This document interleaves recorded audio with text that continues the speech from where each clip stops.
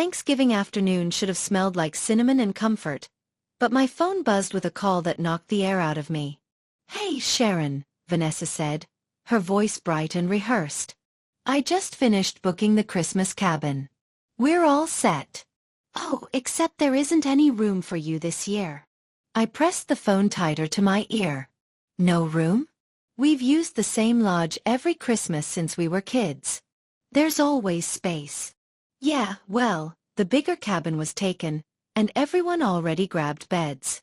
Maybe next year." Her sing-song tone made it worse. The words landed like a punch. Memories of snowy mornings and shared hot cocoa slid through my mind and cracked. "Right," I said, forcing my voice steady. "Thanks for letting me know." She launched into small talk, but I barely heard it. My knuckles were white around the steering wheel when I hung up. Outside, bare trees blurred past while my chest burned. Vanessa had always found ways to edge me out, but this, our one true family tradition, felt different. At a red light, I caught my reflection in the mirror. Wide eyes, flushed cheeks. I told myself to breathe. It was just a trip, just a cabin. But the pit in my stomach knew better. By the time I pulled into my driveway, the early dusk had turned the Vermont sky to pewter. My phone vibrated again. The family group chat exploded with cheerful messages. Dad promising his famous cider, Mom posting a photo of the cabin with string lights, my younger cousins trading gift ideas. I scrolled, hoping someone might notice I'd been left out. No one did. I dropped my bag and sat at the kitchen table, the quiet of my house pressing in. Vanessa had always been the star. Firstborn, the one who knew best, the planner. I'd spent years swallowing small slights, birthday dinners she forgot. Inside jokes I was too slow to catch. But shutting me out of Christmas? That hurt like a betrayal. I grabbed my journal. Instead of scribbling rage, I wrote what I wanted: dignity, peace. A holiday that didn't revolve around her. Somewhere between the words, a spark flickered. Something sharper than sadness. I didn't know what I'd do yet, but I wouldn't beg for space that should have been mine all along. Sleep was useless. Around midnight I made tea and opened my laptop, more to distract myself than anything. On a whim, I searched the cabin rental site. There it was, the familiar photo of pine trees dusted with snow. My jaw tightened when I saw Vanessa's name listed as primary contact for one of the large cabins. But then I noticed something that made my heart quicken. Several smaller cabins on the same ridge were still available for the exact holiday week. I clicked through dates, barely breathing. All open. Vanessa hadn't booked them. A slow smile crept across my face. I could join the trip without asking her permission. Better yet, I could book all the remaining cabins. The idea felt wild but also right. I hesitated, cursor hovering over reserve. Was this petty? Maybe. But after years of being treated like an afterthought, maybe it was time to draw a line, with quiet, unmistakable clarity. I entered my information. Hands steady now. A confirmation email arrived with a cheerful ding. For the first time all night, I exhaled. Vanessa thought she'd locked me out. She had no idea I now held the keys to the whole ridge. Morning light barely touched the curtains when I woke, still buzzing from the midnight booking. For a moment I lay there, wondering if I'd dreamed the whole thing. But the confirmation email waited in my inbox, bright and solid. I brewed coffee and reread the details. 4 cozy cabins, all reserved under my name from December 22nd to 28th. Every key code, every check-in note, mine. Instead of a rush of guilt, I felt a strange calm. I wasn't scheming to hurt anyone. I'd simply claimed space that was open to anyone. Vanessa's "no room" excuse had been a lie meant to keep me out. Still, the idea of facing her before the trip churned in my stomach. Vanessa had a way of making me feel 12 years old again, fumbling for approval. I pictured her sharp smile when she realized I'd booked the entire ridge. Would she yell? Laugh? Pretend it didn't matter? I set my mug down and wrote in my journal again. Stay kind. Stay quiet. Let the truth speak for itself. A small part of me wanted to call our parents and hint at the truth. But I resisted. If I said anything now, Vanessa would find a way to twist it. Silence was stronger. My plan wasn't about revenge. It was about finally stepping out of the shadow she cast. By Sunday dinner the following week, snow flurries spun outside my parents' farmhouse. The smell of roast chicken wrapped the kitchen in warmth. Vanessa breezed in wearing a cranberry sweater and that glittering self-confidence she carried like a crown. Everything's on track for Christmas, she announced, setting her purse on the counter. I've got the big cabin locked in so we're all set. Except, well, you know. Her eyes slid to me, bright with amusement. I forced a pleasant smile. Sounds nice. She tilted her head, expecting protest. I gave none. Dad cleared his throat. Maybe we should invite Aunt Carol this year. No space, Vanessa cut in smoothly. We're packed. I caught Mom's glance, hesitant, almost guilty, but she stayed quiet. The conversation shifted to gifts, while I listened, heartbeat steady. Vanessa's smugness should have stung. Instead, it reminded me why I'd acted. I pictured the ridge of cabins waiting for me, each one mine, and felt a quiet power settle like the snow outside. A week later I called the cabin owner, a cheerful man named Ben, to double-check the details. Everything's set, he said. Your group will have the whole ridge. Should be a beautiful white Christmas. Whole ridge? I asked, grinning into the phone. Yep. No other bookings. Just you and whoever you bring.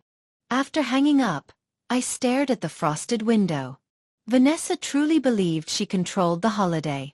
She had no idea I'd already secured every cabin she'd left open. That evening I started gathering decorations. Garlands, warm lights, small gifts for each family member. It wasn't about outshining her. It was about creating the kind of celebration I'd always loved, one rooted in generosity instead of control. Still, a flicker of anticipation ran through me. I imagined the moment Vanessa arrived, expecting to be Queen of Christmas, only to learn she'd miscalculated. I tucked the thought away and zipped up the bag of decorations. There would be time enough for that reveal. For now, I had a secret worth keeping. The first Sunday of December, Mom hosted another family dinner. Candles flickered on the dining table as we passed bowls of mashed potatoes. I wore my calm like a sweater, even as Vanessa filled the room with her easy chatter. I can't wait to see everyone at the cabin, she said, her wine glass catching the light. It's going to be the perfect holiday, just enough room for all of us. I smiled politely. Sounds lovely. She glanced at me, waiting for a reaction. When none came, her eyebrows tightened for a split second before she moved on to brag about the gourmet cocoa she'd ordered. I chewed my chicken slowly, enjoying the small victory of silence. Every word she spoke only made my hidden plan sweeter. Later, as we stacked dishes, Dad murmured, "Wish you were coming too, Sharon. Maybe next year." "Maybe," I said with a soft shrug. I didn't blame him. He didn't know the truth. Still, his quiet disappointment hardened my resolve. They'd all know soon enough, without me ever raising my voice. By mid-December, the town was wrapped in snowdrifts. I spent evenings preparing for my private celebration. Megan, my closest friend, offered to join me. "You sure you don't want to tell them?" she asked as we hung lights around my living room to test their glow. "Not yet," I said. "If I warn them, Vanessa will twist it or cancel the trip. I'd rather let reality speak for itself." Megan grinned. "This is the most daring thing I've ever seen you do. I'm proud of you." Her support warmed me more than the fire crackling in the hearth. We made a list: groceries, blankets, board games, and a small tree to decorate once we arrived. Still, a sliver of doubt crept in at night. Was I being childish? I turned those thoughts over like stones. Each time I landed on the same truth. I wasn't shutting anyone out. I was reclaiming a tradition that belonged to all of us, not just Vanessa. The final week before Christmas buzzed with quiet anticipation. At work, colleagues chatted about holiday travel while I secretly double-checked my reservation codes. The cabins were ready, the forecast promised heavy snow, and my time off was approved. Meanwhile, the family group chat kept pinging. Vanessa posted photos of matching pajamas and a fancy menu. My parents replied with cheerful emojis. I typed a simple "looks great," then slipped my phone back into my bag, heart racing. That night, Megan and I packed my SUV. Lights, presents, hot cocoa tins, and the small pine tree we'd chosen. I wrapped each gift with care, imagining the shock on my parents' faces when they realized I hadn't been left out at all. Outside, snowflakes drifted under the streetlight, silver and silent. I took a deep breath, feeling the steady power of a plan nearly complete. Vanessa thought she'd written me out of Christmas.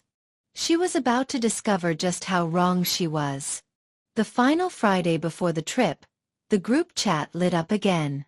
Vanessa had shared a photo of perfectly wrapped gifts with the caption, "Countdown to the coziest Christmas ever." I scrolled through smiling emojis and warm replies from our parents and cousins. My own fingers hovered over the keyboard, but I simply sent a single snowflake emoji. Later that evening, Megan stopped by with a thermos of mulled cider. "One more sleep before we hit the road," she said, her grin wide. I nodded, heart pounding. "I can't believe we pulled this off." "You deserve it," she replied. "And you're not hurting anyone. You're giving your family more room and more holiday cheer than they even planned for." Her words eased the small knot of guilt that tried to creep in. We spent the night double-checking our lists, extra blankets, ingredients for gingerbread, a box of twinkle lights. Outside, the temperature dropped, the air sharp with approaching snow. Saturday morning greeted me with a white sky heavy with flakes. I woke before dawn, excitement buzzing through my veins. After a quick breakfast, Megan and I loaded the final bags into the SUV. The gifts were stacked neatly, the little pine tree strapped safely in the back. "Ready to make some holiday magic?" Megan asked, sliding into the passenger seat. I laughed. "Let's go." As we drove north, snow thickened across the winding roads, turning the world into a silent winter painting. My phone pinged with another group text, Vanessa announcing that she and the rest would leave in a few hours. I didn't respond. Instead, I tightened my grip on the steering wheel and let the secret thrill warm me more than the car's heater.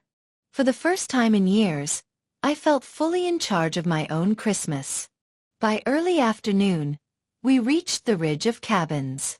The world was muffled by deep snow, the air crisp and pine-scented. Ben, the owner, greeted us with a wide smile. "Welcome, Sharon. You've got the whole ridge, just like we planned." I accepted the keys, heart fluttering. We walked through each cabin, heat already humming, the windows glowing with the pale winter sun. Megan spun around in the largest cabin's living room. "This is perfect," she said. I set the small pine tree near the hearth and stepped back to admire it. Tomorrow, when my family arrived expecting Vanessa's single booking, they'd see the truth. For now, I savored the quiet. The fire crackled, the snow deepened outside, and for the first time in years, Christmas felt like it truly belonged to me. Evening settled over the ridge like a soft quilt. Megan and I strung warm white lights around the porch railings of the main cabin while snowflakes drifted down. The quiet was so deep we could hear each flake land. Inside, I unpacked gifts, labeling each with a neat tag. I even set aside a special basket for Mom, her favorite teas, a cozy scarf, because this holiday was still about family, not payback. Later, I curled by the fire and reread the latest group chat flurry. Vanessa was bragging about a gourmet hot chocolate bar she'd packed and reminding everyone to bring board games. She ended with, "Good thing we have exactly enough space." I smiled to myself. Tomorrow she'd see just how much space there really was. Before bed, I wrote in my journal, "Stay gracious. Let truth do the talking." The glow of the fire flickered on the page as I closed the book and listened to the steady hush of falling snow. Morning arrived with a soft gray sky and a promise of heavier snow by nightfall. Megan and I ate breakfast while the cabin's scent of pine and coffee filled the room. "Still good with the plan?" she asked, pouring syrup over pancakes. "Better than good," I said. "Today it all comes to light." We spent the morning finishing decorations, garlands along the beams, stockings by the hearth. I tucked small welcome notes in each cabin, a quiet invitation for my parents and cousins to join me once the surprise settled. By mid-afternoon I received a text from Mom. "On the road soon. Vanessa's convoy is ready." I pictured them weaving up snowy roads, Vanessa certain of her control. My pulse quickened, but not from fear. This was the calm before a storm I'd quietly planned. The sky darkened as evening approached. The ridge glowed with lights, each cabin warm and waiting. I took a slow breath and felt the anticipation thrum through my chest. Snow crunched beneath my boots as I stepped outside to meet the twilight. Headlights flickered far down the winding road. 2 cars climbing toward us. My heart kicked into a faster beat. "They're here," Megan said, joining me on the porch. We watched as the vehicles pulled into the circular drive. Vanessa climbed out first, her red scarf vivid against the snow. She scanned the cluster of cabins, confusion already creasing her brow. "Why are there so many lights?" she called to no one in particular. I stayed still as the rest of my family spilled out, voices rising with questions. Vanessa marched toward the main cabin and spotted me on the porch. "Sharon? What are you doing here?" I smiled evenly. "Welcome to the ridge." The owner, Ben, stepped forward, waving. "You must be the rest of Sharon's party. Everything's ready for the week."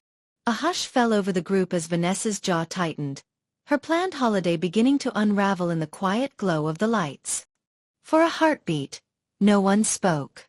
Snowflakes drifted between us like tiny sparks. "Sharon's party?" Mom finally asked, eyes wide. "Yes, ma'am," Ben said cheerfully. "She booked the entire ridge weeks ago. You're all welcome. Plenty of room for everyone." Vanessa blinked, her face paling beneath her scarf. "That's impossible. I booked the big cabin. We have the reservation." Ben checked his clipboard. "You do have one cabin, this smaller one here." He pointed to the unit on the far side of the lot. "The rest are under Sharon Adams." Gasps and murmurs rolled through my family. I simply smiled. "When you told me there was no room, Vanessa, I decided to make sure there was. For everyone." Vanessa opened her mouth, closed it, then spun toward our parents. "I didn't mean." But Dad raised a hand, his expression tight. "Let's get inside before we freeze." The cold air cut deeper than the snow as the balance of power shifted without a shout. Inside the main cabin, warmth wrapped around us, the scent of pine and cinnamon filling the space.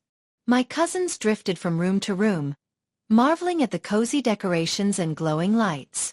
Mom removed her coat slowly, eyes sweeping the garlands I'd hung. "This is beautiful, Sharon." "Thank you," I said softly. Vanessa stomped in behind her, shaking snow from her scarf. "This is ridiculous. You went behind my back."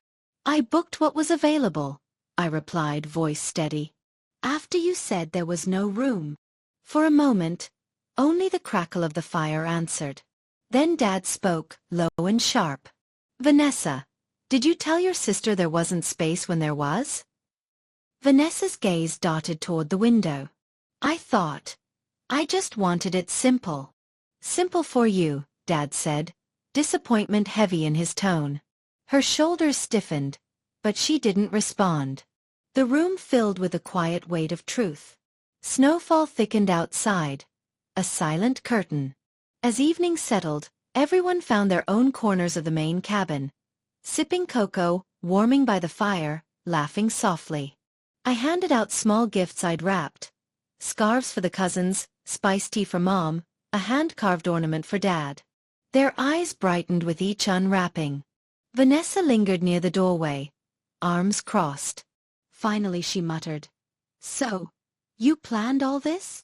"Yes," I said. "Not to hurt anyone. To share Christmas the way we always did." Something in her expression wavered. "I didn't think you cared that much." "I always cared," I said gently. "I just stopped fighting for a seat at a table that should have been open." She looked away, no clever reply on her tongue. The storm outside deepened, but inside, the tension eased. For the first time in years, I felt fully part of my family's holiday, on my own terms, without a single raised voice. The fire hissed as a log shifted, sending a shower of sparks up the chimney. Mom settled beside me on the couch, her eyes soft. "Sharon, this is lovely. You thought of everything." I smiled, a little shy. I just wanted everyone to feel welcome. Across the room Dad sipped his cider, watching Vanessa with a thoughtful frown. "We should have checked with you when we heard there wasn't space," he said quietly. "I'm sorry we didn't."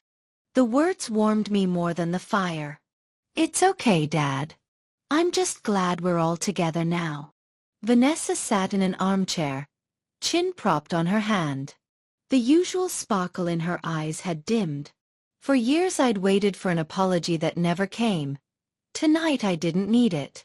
The truth was already shining brighter than any words could. By morning the storm had deepened, burying the ridge in a clean white hush. Megan and I brewed strong coffee while the family slowly woke. Laughter trickled through the cabin as cousins admired the snowdrifts pressing against the windows. Ben stopped by to plow the drive and smiled when he saw everyone gathered. "Good thing you booked the whole ridge," he said. "No one else could have made it up here in this weather." Vanessa, pulling on a sweater, froze at his words. A small, ironic twist tugged at my lips. If she'd been the sole planner, we might have been stranded without space or supplies. Mom ladled hot oatmeal into bowls. "Looks like we're snowed in together," she said with a grin. A quiet contentment filled me. The cabins I'd reserved weren't just a private victory. They'd become the reason we were all safe and comfortable while the blizzard roared outside. That evening we gathered around the long wooden table for a candlelit dinner. The air smelled of roasted vegetables and cinnamon. Conversation flowed easily, with none of the brittle tension I'd braced for. Vanessa finally spoke across the table. "Sharon, I underestimated you," she said, voice low but clear. I met her gaze. "I just wanted a family Christmas." She nodded once, a faint flush on her cheeks. "I guess I made that harder than it needed to be." The room went quiet. Then Dad raised his glass. "To Sharon, for making this holiday possible." Warmth swept through me as everyone echoed the toast. Vanessa stayed quiet but didn't look away. For the first time, I felt not like the forgotten sister, but the steady center of our family celebration. The next morning dawned crystal clear, sunlight bouncing off fresh snow like 1,000 tiny mirrors. I stepped outside with a mug of coffee, breathing in the crisp air. The ridge was silent except for the soft crunch of my boots. Behind me, doors opened and cousins spilled out laughing, starting a spontaneous snowball fight. I watched them dart between the cabins I had booked, the scene bright with joy and color. Megan joined me, scarf wrapped high. "You did it," she said, smiling. I nodded, heart full. This is what I wanted all along. Just togetherness. From the main cabin, Mom called for everyone to come inside for pancakes. I lingered a moment longer, letting the peace of the morning settle around me. This Christmas wasn't just saved. It felt brand new. That afternoon we decorated the little pine tree I'd brought. Everyone joined in, stringing popcorn garlands and hanging ornaments. I handed Vanessa a delicate glass star. She accepted it silently and placed it near the top. Our eyes met. There was no need for more words.